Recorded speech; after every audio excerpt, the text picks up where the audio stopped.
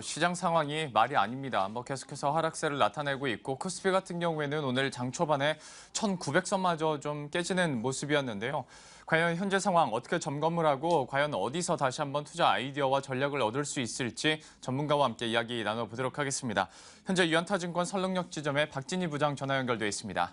부장님 안녕하십니까? 네, 안녕하세요. 네, 안녕하세요. 오전에 뵈니까 더 반갑네요. 네.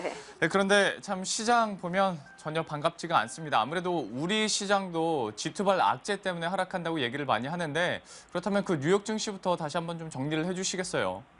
네, 뉴욕시 증시 같은 경우도 일단 중국 쪽에 어제 PMI 지수가 예상치보다 안 좋게 나오는 그 부분에 대해서 좀 우려감을 표명하면서 상당히 좀 많이 하락을 했습니다. 특히 어제 뉴욕 증시의 급락은 유가 급락에서 좀 원인이 있는데요. 유가 급락도 역시 중국에 대한 경기 우려감 이런 부분들이 다 반영이 되면서 유가가 급락을 하였고 이와 관련된 종목들이 하락을 하면서 미국 시장에 좀 급락을 불러왔던 그런 모양이었었는데요. 전체적으로 유럽과 미국 모두 중국발 이슈에 좀 부각이 되면서 좀 하락을 한 모습인데요. 실질적으로 일단 중국의 PMI 지수가 50을 계속 넘지 못하고 있다라는 점, 그다음에 경제 성장률이 계속적으로 강력하게 되지 못하고 있다라는 점, 이런 부분들이 글로벌 경기 악화의 원인으로 계속 지목이 되면서 신흥시장에서의 자금 이탈 부분이 계속 좀 가속화되는 모습이 그동안 나타났었는데요. 이번 하락은 다시 한번 똑같은 이슈에 대해서 다시 한번 좀 되짚어서 하락을 했다라는 점에서는 지난번 급락과는 조금 다른 그런 급락이라고 볼 수 있을 것 같습니다.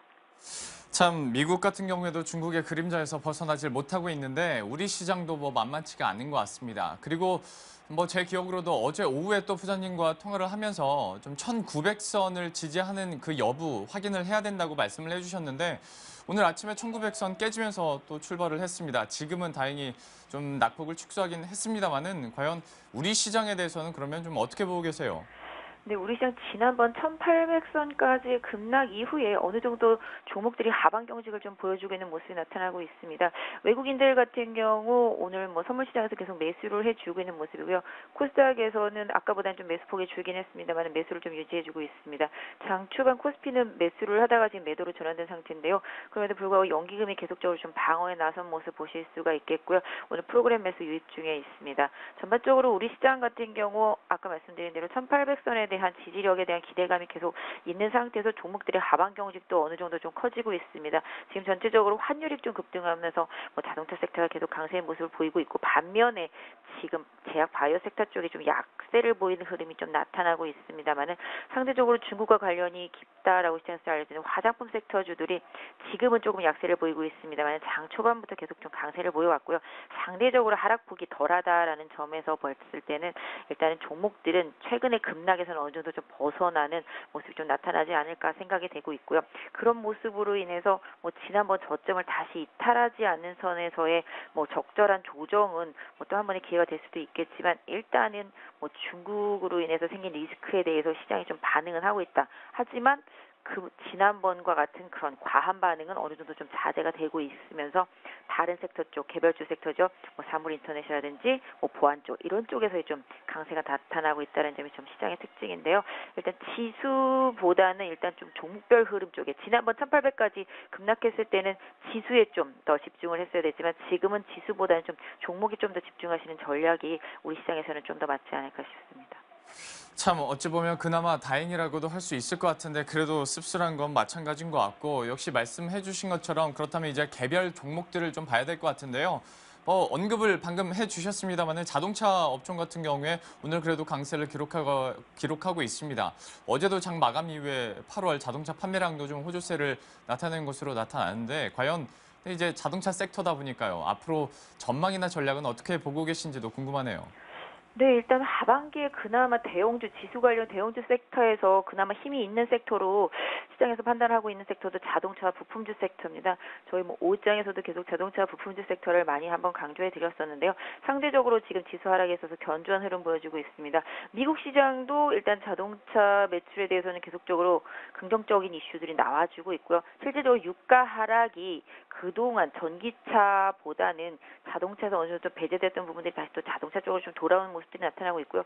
미국 시장에서만 놓고 본다라면은 자동차가 계속적으로 좀 판매량이 증대되는 이런 부분들이 경기 회복의 하나의 좀 사인으로도 볼 수 있을 것 같은데요. 우리 시장에서도 그동안 외제차 위주로 재편되어 있던 상황 속에서 현대차와 기아차를 중심으로 해서 하반기 신차가 계속적으로 출시되고 있다라는 점은 현대차와 기아차의 매출이 어느 정도 바닥을 찍고 회복할 수 있다라는 시장의 기대치를 좀 많이 반영하고 있는 것이 아닌가 싶고요. 중국 시장에서 지금 뭐 최악을 보이고 있는 현대 기아차가 하반기에 신차를 기반으로 해서 어느 정도 매출을 늘릴 수 있는가가 뭐 추가적으로 자동차 섹터들이 올라갈 수 있는데 좀 원동력이 되지 않을까 싶습니다. 역시 판매량 어느 정도 증가를 하고 있고 유가 하락에 따른 수혜도 이제 자동차 업종들이 좀 받아가는 모습이라고 역시 말씀을 해주셨는데요. 역시 중요한 것은 중국 수출 과연 다시 한번 크게 늘어날 수 있을 것인지도 한번 계속해서 이 부분은 저희가 지켜봐야 될 것 같습니다. 마지막으로 시장에 대해서 뭐 전반적으로 그리고 우리가 좀 유망하게 볼 수 있는 업종이나 종목군이 있다면 함께 소개를 해주시겠어요? 네, 일단은 뭐 방금 말씀드렸던 자동차하고 부품주 섹터를 좀 말씀드릴 수 있을 것 같고요. 오늘도 보시면 아시겠지만 코스닥 시장에서의 흐름을 놓고 본다라면은 누가 뭐라고 해도 IoT, 사물 인터넷 섹터 쪽하고요.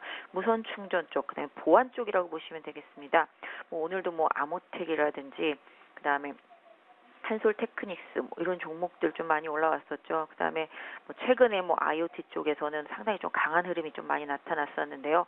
뭐 엔텔스라든지 뭐 에스네, 콕콤 다 마찬가지가 되겠습니다만은 최근에 IT 쪽에서 새롭게 좀 부각되는 그동안 천편일률적으로 휴대폰이라든지 뭐 디스플레이 이런 쪽에 기인해 있던 종목들이 아니라 이제는 좀 사물 인터넷과 무선 충전, 보안 이런 핀테크 쪽으로 관련되어 있는 섹터들 쪽이 좀 강합니다. 오늘도 보시면 라운시큐어라든지 케이스아인 같이 보안 쪽이랑 관련되어 있는 섹터들이 코스닥에서 좀 강하게 치고 나가고 있거든요. 그래서 전체적으로 환율과 좀 무관하면서 하반기 시장에서 원하는 정책적인 라인업이라든지 제품 라인업 이런 쪽을 봤을 때는 계속적으로 좀 사물 인터넷 섹터, 그다음에 무선 충전 섹터, 아까 말씀드린 보안 섹터, 그다음에 핀테크 섹터 이런 쪽을 좀 주도적으로 보시면서 엔터주들도 환율과 크게 무관한 섹터이기 때문에 엔터 섹터들 뭐 YG엔터라든지 뭐 SM, FNC 엔터 뭐 다 마찬가지가 되겠는데요.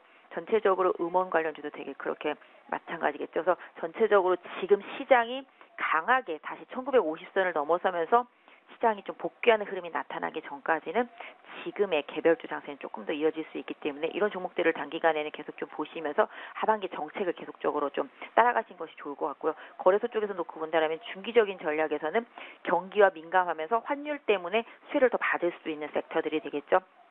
물론 유가에서 가장 큰 피해를 본 화학 정유 섹터도 말씀드릴 수 있겠지만 전체적으로 뭐 IT 대형, 중대형주들도 다 지금 주가가 워낙 낮고 조선주 특히 더 이상 물러날 곳이 없는 섹터이기 때문에 이런 섹터들 특히 미국의 금리 인상이 시작되면서 경기 회복 시그널을 따라갈 수 있는 경기 민감주 섹터들은 지금은 중장기적인 관점에서 조금씩 모아갈 때고 지금 당장은 단기적으로는 좀 지수의 변동성에 의해서 방금 말씀드렸던 그런 개별 정책 관련주들을 좀 대응하시는 게 전략적으로 좀 더 유리하지 않을까 싶습니다. 예, 참 많이 소개해 주셨는데요. 정리 잠깐 해드리자면 뭐 사물 인터넷이나 보안, 무선 충전에 대해서 가장 크게 강조를 하셨고요. 오늘 전자결제주 같은 경우에도 강세를 기록하고 있는데 핀테크와 관련된 종목군들도 여러분들이 잘 보시면 좋을 것 같습니다. 이와 함께 뭐 엔터랄지, IT, 중소형주, 정책 관련 수혜주들에 대해서도 또 보너스로 말씀을 해주셨네요.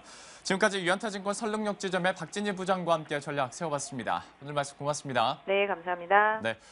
자, 이렇게 전반적으로 시장은 저희가 한번 훑어드렸고요. 이제 저희가 준비했던 이 재건축과 재개발 사이에 있었던 그 잡음 그리고 정부 정책에 대해서도 심도 있게 얘기 한번 나눠보도록 하겠습니다.